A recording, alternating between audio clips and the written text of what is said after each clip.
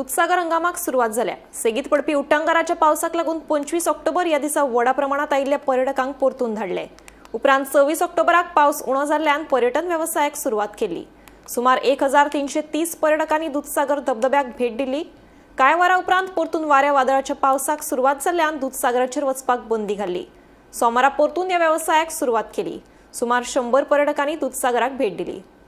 आमी कुळें आसा ज्या जाग्यार हांगा पर्यटन हंगाम चलता आनी मोठ्या प्रमाणात दूधसागर असोसिएशनाची गाडयो हांगा पर्यटकांक घेवन वचपाक सज्ज आसा।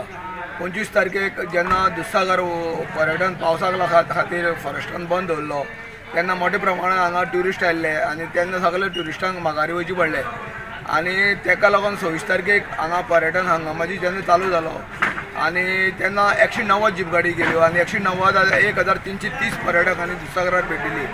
आज 27 तारखेक आतां सकाळी 9 दूधसागर चालू जालो आनी आतां 10 पर्यंत जवळ 10 साडे 10 पर्यंत जवळ हांगा जवळ 100 पर्यटकांनी दूधसागराक वचपाक गेल्ले आसा गाडयो आनी आतां सद्याक सामकी थंड आसा।